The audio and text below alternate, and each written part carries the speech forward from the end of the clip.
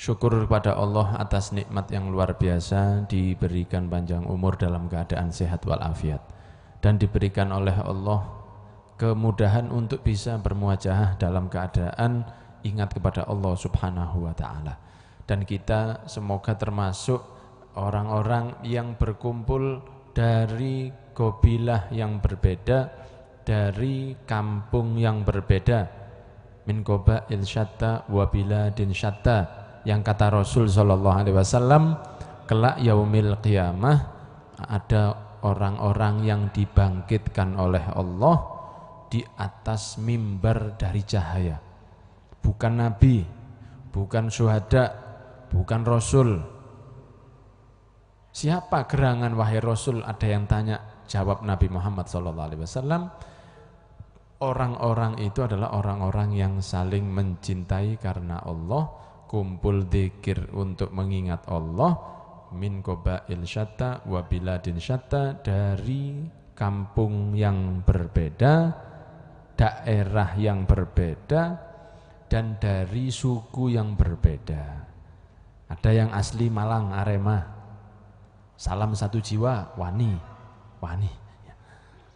Kita begitu, ada yang asli Arema, Malang, ada yang asli Malang tapi keturunan Sunda, ada yang Malang tapi keturunan Madura, Arema juga, Arek Madura sama.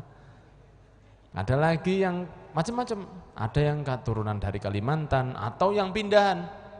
Sehingga tidaklah semua yang hadir ini asli Malang semua, tidak. Ada Malang Kota, ada Malang Coret. Seperti saya ini termasuk Malang Coret. Maka tidaklah kita hadir pada malam hari ini milih, dilihat yang hadir. Karena kadang-kadang ada dari teman-teman dari Surabaya datang hadir kemari untuk majelis Rasulullah ini. Mereka tidak akan merasa ini majelis Rasulullah, wong Malang gak teko aku. Tidak ada masalah bagi mereka. Gak ada masalah. Malang, Surabaya, Barcelona, Madrid, semua kalau maulid tidak ada perbedaan. Jadi yang menyatukan hati manusia itu adalah kecintaan kepada Nabi Muhammad sallallahu alaihi wasallam. Sehingga gak milih, tidak ada yang di situ mau masuk kemudian melihat ada anak Brawijaya, Universitas Brawijaya, gak cocok aku, terus keluar.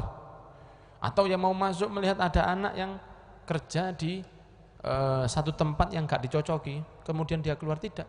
Jenengan masuk kemari wis pokoknya niat lillahi ta'ala, masuk, saya mau mauludan, saya mau ibadah, dan itulah yang membuat insya Allah kelak kita dibangkitkan bersama-sama. Semoga termasuk orang yang saling mencintai karena Allah, pisah karena Allah. Alhamdulillah. Karena kita alhamdulillah, seperti yang sering saya sampaikan, tidaklah duduk di sini kecuali untuk mauludan saja kemudian ngaji.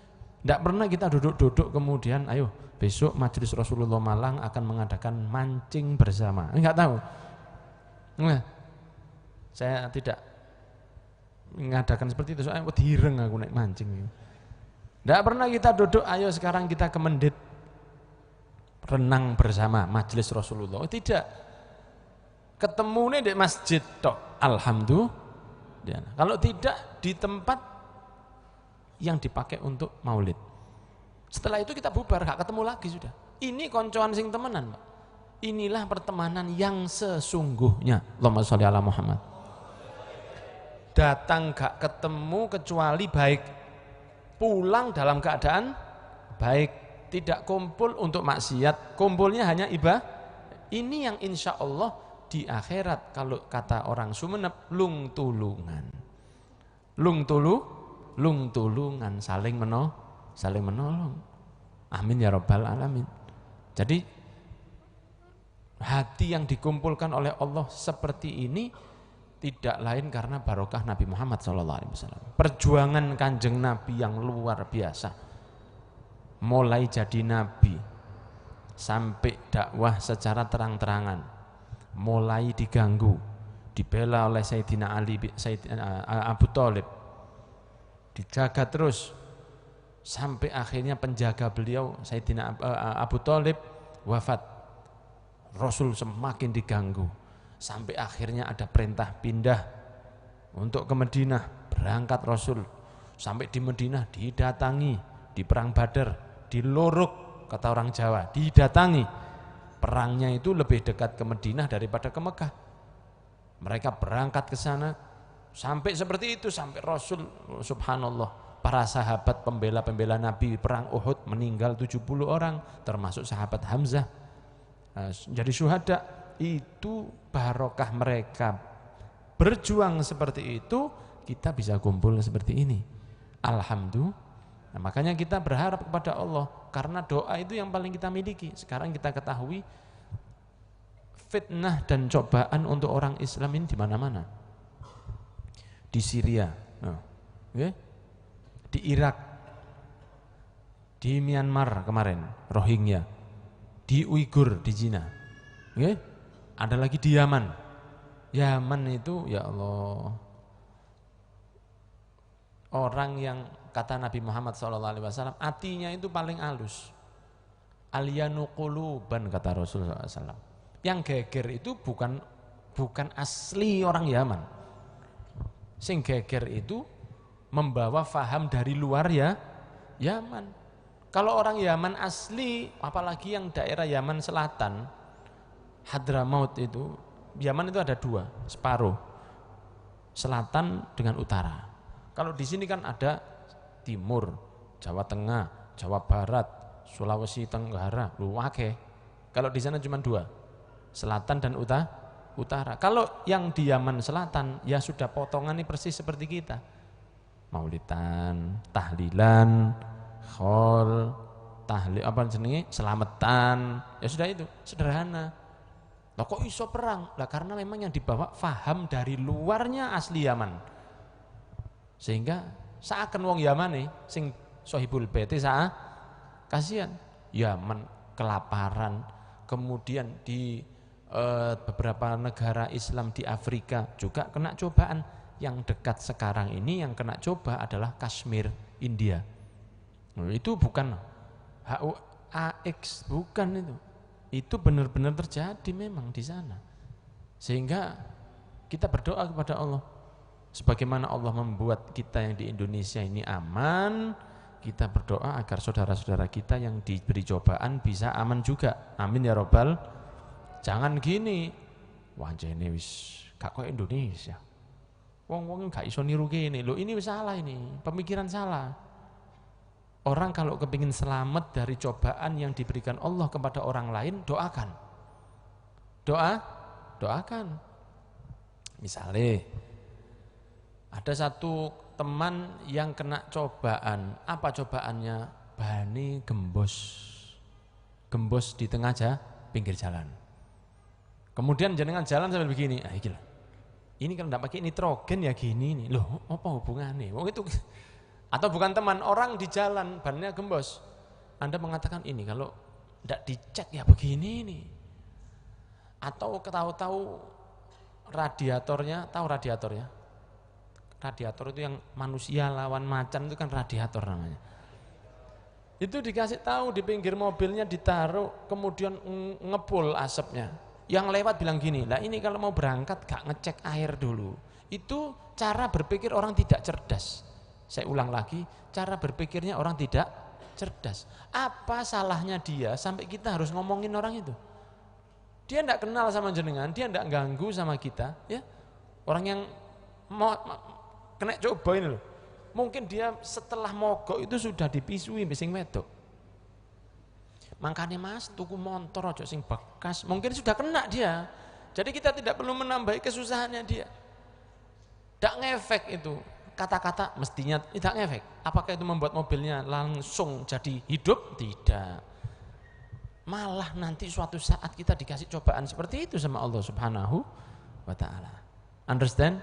Nah, kalau ada orang tahu-tahu bannya mengandung bocor, jenengan lihat, tidak usah difoto terus di-share. Jenengan yang melihat seperti itu, ya jenengan doakan, ya Allah, sebagaimana engkau mudahkan saya pakai motor saya lancar, mudahkan saudara saya ini ya Allah. Jenengan lewat, insya Allah gak sampai kena ban bocor. Amin ya Rabbal. Kalau ada mobil yang radiatornya tadi itu, ya kan biasanya di pinggir embung itu ada tulisannya warung radiator, ini kan ada. Nah, kalau ada yang lagi bocor, ngepul asapnya, jangan doakan, ya Allah, semoga engkau berikan kesehatan kepada radiatornya. Didoakan. Jangan salah, walaupun salah doa, ya Allah, semoga amplifiernya ini baik, walaupun ngomongnya keliru. Tapi Allah tahu niat jenengan itu baik. Ojo ngene lagi lah. Iki. Wong nek gak belajar nyetir motor ya ngene iki. Lah akhirnya tambah ngilokno. Ada orang misalnya tonggo anaknya kurang baik. Ada dulu kejadian. Tonggo, tetangganya seseorang, si tetangga ini termasuk mudminul khamr, suka minum, suka mabuk. Tetangganya adalah salah satu tokoh agama. Kemudian dia mengatakan ke orang yang ada di rumah, kalau tidak belajar akhlakul karimah ini, tidak belajar ilmu agama, akhirnya setiap harinya minum minuman keras. Astaghfirullahaladzim, ya Allah, ya. Semoga anak-anakku selamat. Wis sampai tuh anak kayak ngono. Dia mengatakan bahwa sebelah ini wis bejat-bejatnya anak. Anaknya masih kecil-kecil. Subhanallah, kualat omongannya dewe. Setelah anaknya kira-kira umur 17 tahun, malah rumahnya itu dijadikan tempat sumbernya minum anak-anak yang lebih bejat dari anak yang minum tonggonya di sini. Bapak nangis dok. Kenapa? Mungkin waktu ngomongin tonggone, waktu ngomongin tetangganya, dalam hatinya ada merasa kamu bejat, saya baik. Itu yang gak kualat. Jadi kalau ada melihat orang lain kurang, orang lain susah, orang lain dicoba, doakan, ya Allah, berikan jalan keluar kepada saudara saya ini. Insya Allah jenengan dan saya dan kita aman dari cobaan tersebut. Amin ya Rabbal. Nah, nanti kita terakhir kita doakan khusus, ya, kita bacakan Fatihah untuk saudara kita di India. Ojo kate komen begini, anjir ngomong India itu, loh jangan. Memang orang Uighur itu loh, jangan. Memang orang Palestina itu bukan urusan kita. Urusan kita mendoakan. Orang itu akan mengeluarkan apa yang ada di dalam hatinya. Sebagaimana sebuah ceret yang akan mengeluarkan apapun yang ada dalam isinya. Kalau isinya kopi, tidak mungkin keluar jahe. Kalau dalamnya teh, tidak mungkin keluarnya susu. Kalau dalamnya teh, ya keluarnya teh. Kalau dalamnya itu kopi, ya keluarnya kopi. Lah kalau yang keluar dari mulut ini sesuatu yang buruk, kita bisa tahu bahwa dalam hatinya itu lebih buruk lagi. Lebih buruk lagi. Maka kalau ada kejadian apapun yang menimpa orang lain, layangan pedot. Nah, ini. Gak kuliah di Universitas Perlayangan itu apa? Jangan melihat orang susah, doakan, Allah akan insya Allah akan menjaga kita dari cobaan tersebut. Amin ya Rabbal alamin.